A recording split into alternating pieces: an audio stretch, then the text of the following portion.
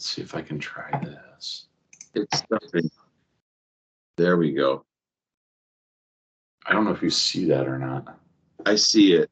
We're on Okay. here, and we've started recording. Okay. Lucky this time. Okay, technology, it always works for us. Unless we can't get the numbers. We've got a very special guest. Haven't had in a while. It's MinnesotaSwampWatch.com's Ricky Weible. Man, you're a computer genius, boy, and I'm looking forward to seeing you again in the Rochester area on Tuesday, 13 June, 6 p.m. start, 4 p.m. doors at Cascade Township Hall. So excited to be with you, Ricky. What's the good news about Olmsted County elections and Phil Dodge? Our whole area seems to still have some interesting things happening. Should we just say things? What's up, Ricky? Yeah, hey, how are you doing, Wes? So I'm excited to come back and talk with you guys, and unfortunately I have bad news. And so not only do I have bad news, but I have good news. So if we look at what happened in the 22 election in Olmsted County, you guys didn't turn out. And so that really hurt the elections throughout Minnesota. And so one of the things I want to bring to you guys is we have data available that we've already shared with some of the members and teams down there in the area, where we have identified voters that voted in the 2018 gubernatorial election, but for whatever reason, well, the good thing is they didn't move, but for whatever reason, they decided not to vote in the 2022 election. And so it would be good to go out and canvass to find out why. And I think this is something that the Republicans really need to do. And so that's the good news, is that there's time enough for this opportunity to go in and do a little bit of reconnection with the voters to find out why didn't they vote for the Republicans during the last time around, and are they happy with the results that the Democrats have provided? Because this is probably one of the best campaigns that the Democrats have done on behalf of the Republican Party. So pretty much when we think about all of the conspiracy theories that they accuse the Republicans of talking about, well, unfortunately, they're statutory now. So when we talk about the a la carte abortion with leaving babies to die after birth, that's now statutory. We talk about the kidnapping bill where you could basically send your kid off to summer camp and another person without your parental rights could actually reassign the gender of your child and do genital mutilation. That's statutory. It's no longer a conspiracy. The very fact that drag shows are allowed throughout Minnesota, that itself, without parental consent, that's statutory. The fact that we're now looking at allowing felons to vote, that's statutory. The fact that we are allowing the corruption of our elections by creating democracy dollars, that we are now going to basically erode our voter rolls by allowing 16-year-olds to be on the voter registration rolls, and also the scary idea that somehow illegals who are not residents or citizens of the U.S. are going to have a driver's license without a separate identifying marker. That's now statutory. That's not theory. And the fact that the Democrats somehow even took the largest surplus and decided that still wasn't enough, and we're going to really just throttle you with taxes and regulations.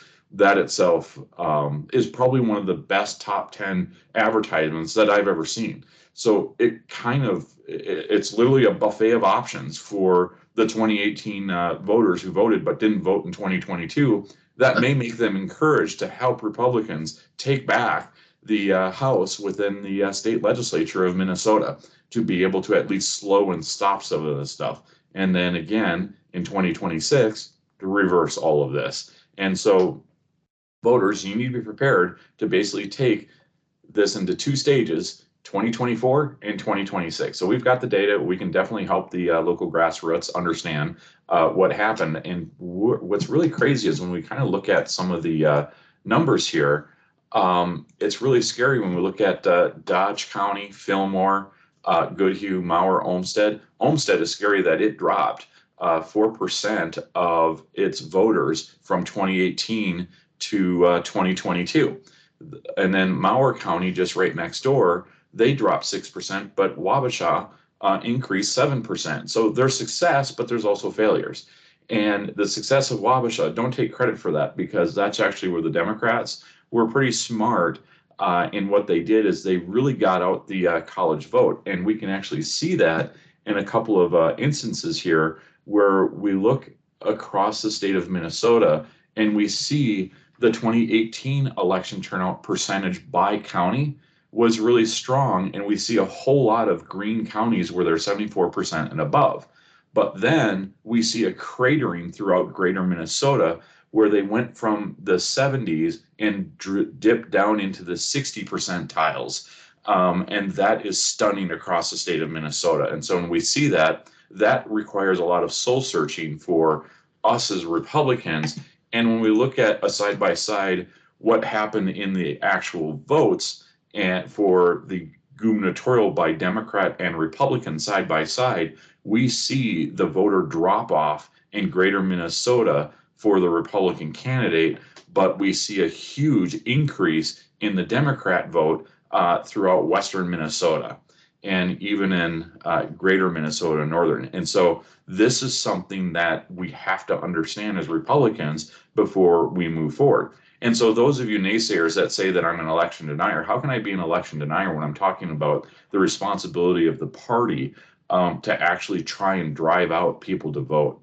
So part of this is the Republicans don't understand kind of where the fraud now enters in. One of the things that the Republican Party is trying to promote is this ballot in, ballot out initiative. My warning for you in that is, first, make sure that you have party balance in your absentee ballot board. If you don't have Republican representation at the absentee ballot board, you should prohibit yourself from voting early absentee.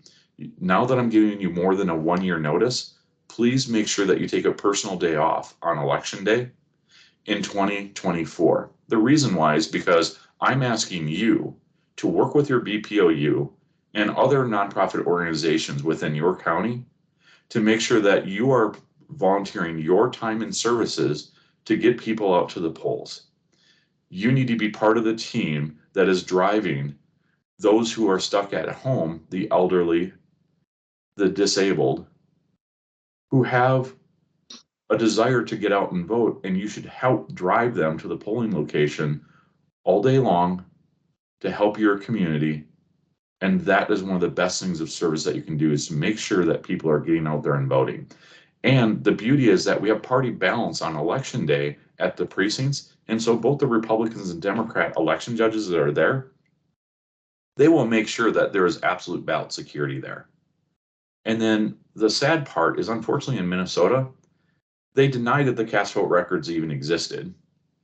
Now they've literally created a statute that allows you to have parts of the cast vote record, but deny you the ability to actually have the ballot images. And so it's basically akin to, we're going to show you the answer, but we're not going to show you how we arrived there. And so there's no teacher that would accept that for basic schoolwork, but yet we're accepting that in the conduct of our elections. So come join us at this meeting. We will talk to you about those cast vote records. We'll show you the original laws. We'll show you the new laws that were just implemented, and we'll show you how you can take action to reverse this course. And if the counties really want to stand behind this law, where they're going to prohibit you from having full access to how our elections work, I'm telling you flat out, walk away from the machines and go back to hand counting. Because in the hand counting process, the statutes still apply, that the count shall be public. These cast vote records was the equivalency of those counts being public. So I know that's a lot to unpack there, but you'll definitely want to join us in Olmsted County at our upcoming event. And I want to thank you, Wes, for hosting it. And I really encourage everybody to show up. Thank you, Ricky. And the thing about this all being a conspiracy theory, I think we can now say that in light of the litany of things that have actually passed that you and others were warning about, we see that the real conspiracy theorists are on the left-hand side. When we talk about the terminology of election denier, which of course came from the very highest it came from. Hello. Oh, there we go. Yeah. Thank you, Bushido. Yeah. Sugoi Nihon da yo. Right, exactly. Now you can see the bigger version of me. And, even though these might be mythical here, these are my bros back here, these little jackalopes. And so someday they're probably going to be bred as being real. Well, Ricky, I gotta unpack a couple things just because we have to remind everyone who's watching, who's calling all this a conspiracy theory. We have to remind them that all of this data comes from Minnesota State Secretary of State's office, Scott Simon. So these are his numbers that Steve Simon. Yep. sorry, Steve Simon. I keep getting that name wrong. Steve Simon's own numbers. It's his released data, right? It's what we know about that comes from him. And so you're just operating within his parameters in terms of what he claims, what he says states happened in the last election. But also that terminology of election denier. It seems that those who are denying us elections are the ones who are on the left-hand side saying, you're not going to be able to see the work. You can't see the math, and you want to ask a fourth grader, hey, show me your work. How did you arrive at that conclusion? Maybe there's more than one way to solve the problem, but if you show me your math, we can talk about it, understand how we arrived at this. Well, they're denying us an election if they're not letting us see the cast vote records now, right, Ricky? That's right. And when I look at elections, it is really the pinnacle piece that you can understand how your government works. When you have a lack of transparency and openness about your elections, how do you think they're going to operate with everything else? And so if they're not transparent about elections, are they going to be transparent about the chemicals that they're using within your county, within your state and city? If they're not transparent with the elections, are they going to be transparent about how they are reviewing contracts and making decisions on your behalf when it comes to spending? And so if we don't look at the little things at the beginning, how can we trust them with the rest of it? And so when by default Minnesota statutes under chapter 13, all government work product is public unless it's stated so in statute. So before this, the Cascade records, which were a standard in 2005 in Minnesota statutes, they were public. Now all of a sudden they're banned. And so this is pretty sick, and so there's a little bit of difference there. So the cast vote records are allowed, but the ballot images are now not allowed. And so when they sit there and they talk about, well, we want to make sure that voters can't be identified. Well, they can't be because it was built in the standard in 2005 that those ballot images, the time date stamp, is supposed to be when the machine was turned on for the election and the election activated. That is when the timestamps are supposed to be for all the files. So that way nobody can be identified. And then the serial number that's populated in is randomized, so that way it's already auto mixed. So if you try to take the first ballot out, you won't be able to ascertain who the voter is. And so that's the reality. You're exactly right. And so this is this little sub-statement there of, do facts matter? Yes, cast vote records and ballot images matter. And so that's the reality. And so Dr. Frank is always right when he's saying, we have to always look at the data. The data from those machines is important. And this is where we keep the computer viruses, is we have to keep them safe and secure. And when we talk about safe and secure elections, you can't hack a ballot, by default, but you can hack the process of those ballots coming in when you have chain of custody issues. And so those chain of custody issues are important on one hand, but when we look at the processing of the chain of custody of the data inside the machines, and we're unable to audit that and unable to verify that, that just creates a soft coup. And I truly believe that over the last few years, we have been under a soft coup where they have taken and stolen our elections in multiple fronts. But we can inoculate that by getting more people out to the polls to vote, by getting more people to ask for the clarity of their elections, by getting more people asking questions so that they can have confidence in the elections. And when we look at the First Amendment of the United States, there are two pieces there that are important. We have the right to free speech, and we have the right to petition our government. And so by petitioning and questioning your government, those are good things. That's how we hold our government accountable. And at MinnesotaSwampWatch.com, MidwestWatch.com. Yeah. You have a lot more videos people can watch about this data. At MinnesotaSwampWatch.com, you've got explanations of the data, you've got slides, and you've got explications that involve showing people how these numbers are arrived at. And on just a plethora of counties in Minnesota where teams are established doing this work. It's a phenomenal resource. I mean, you have linkages to federal sources and state government sources. It's truly kind of a forensic site where you can see all of this data collected. It's amazing what you've done. And about what you said about a soft coup, I mean, I really sensed that in the last election as well. There was a soft coup underway, and without going too far into the fields, because we should have a conversation about that. But there was definitely, in my opinion, a kind of a fear put on people for being election judges, and a couple people were scared off being election judges, and other people were placed under investigation, and then those investigations were quietly dropped after the election, just kind of summarily, oh, they went away. And there's been no real explanation why there was this election denial Right. on people.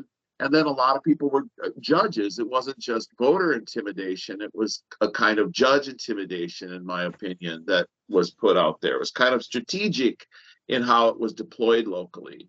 But Right.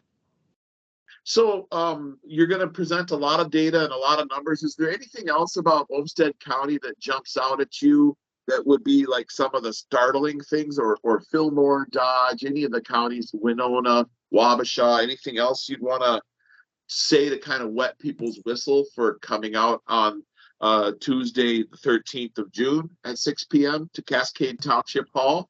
Yeah, so one of the things that we're going to show you is what happened in Northfield, and we'll show you an incredible number that is available from the Secretary of State's office. And what's incredible is that one of those precincts voted at 113% of the 7 a.m. registrations. Well, we want voter turnout, though, don't we, Ricky? Yeah, 113%. So that's higher than the 2020 election. And those are registered voters at 7 a.m. So that was a flush of new same-day election day registrations that came in to push those numbers up higher, more than abnormally. And so there was actually, we'll show you the evidence of how the colleges increase their vote totals. And the Minnesota State Constitution has something to say about that. That's kind of puts folks that we have to fix. And so this is going to be a nice education session for people to take action. Well, that's tremendous. I mean, vote early, vote often seems to be the slogan there, right?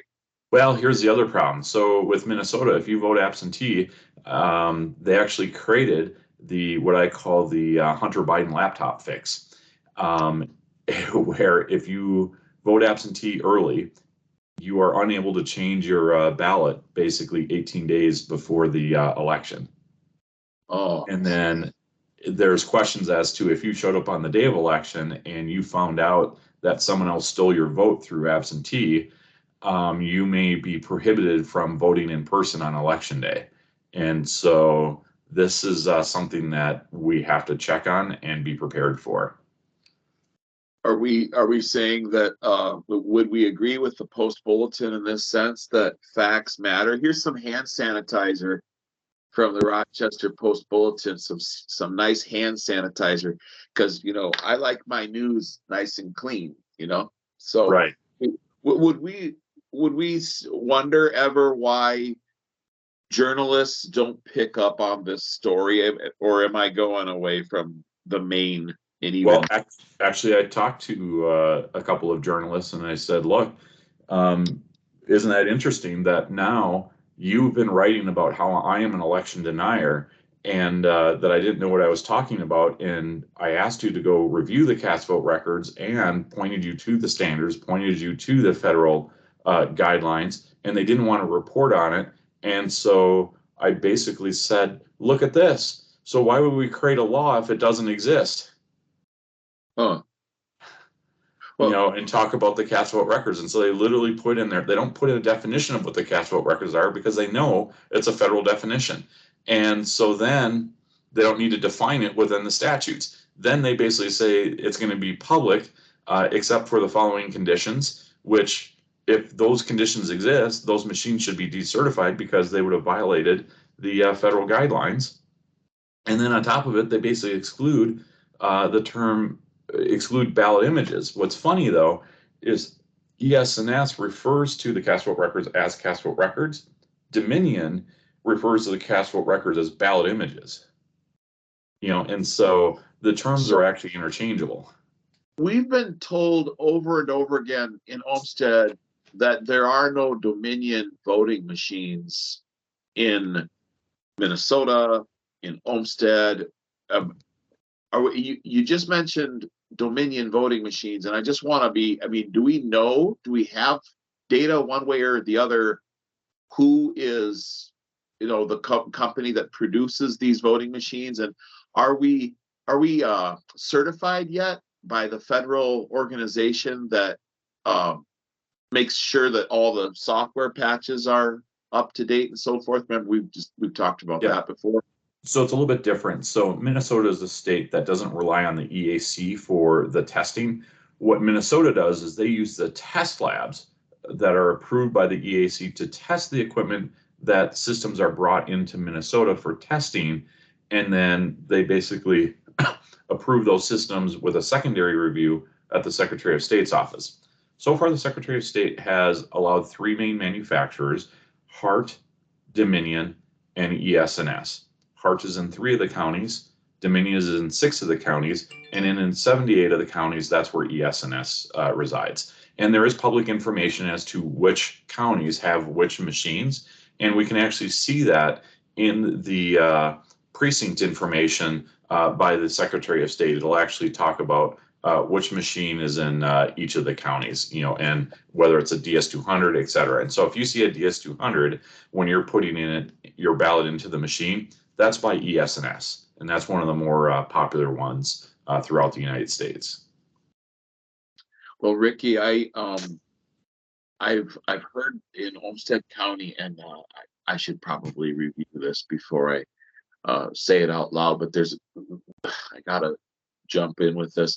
There's a company that was contracted with out of a nonprofit organization, of course, that was contracted with out of Illinois that received donations from Mark Zuckerberg, and they were contracted to provide safe and secure elections here in Olmsted County. So without having the homework in front of me, I don't want to go back over that right now. Sure. But yeah, I can't get into the area where I have that data. So I guess that's pretty good for now, Ricky. I mean, you know, keeping it short and sweet is probably better because we'll be better with the analytics in terms of promoting this video out there. But right, it's so great to see you. And remember, you can certainly look at Rick Weible's math at MidwestSwampWatch.com, and you can send your tips to him via email at tips, TIPS, at MidwestSwampWatch.com. We'll include all that in the links below, and we're looking forward to having a great session with you, Ricky, on Tuesday, the 13th of June at 6 p.m. at Cascade Township Hall. And thanks for coming back to Rochester, Ricky. Thanks for having me. Yep, can't wait to see everybody and reconnect and enjoy the spring while we can, right? Right.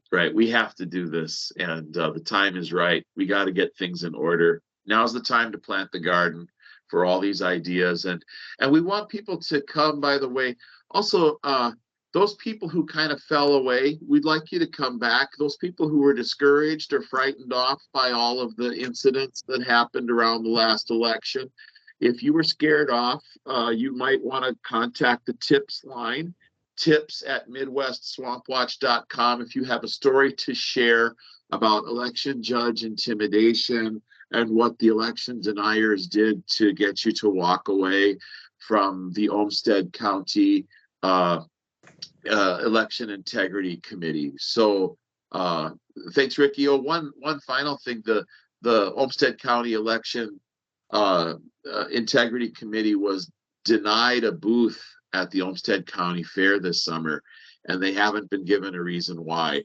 Wow. It was a highly successful booth, and many people stopped by there. It was probably one of the most beautifully decorated booths.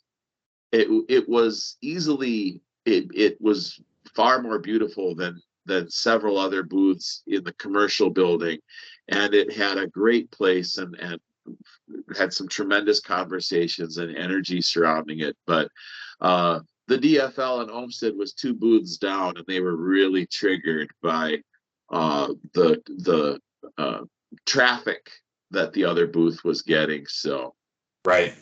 anyway, that's it for now, I guess, and we'll see you on the 13th, Ricky. And thanks for all you do. All right, sounds good. Stay awesome, everybody.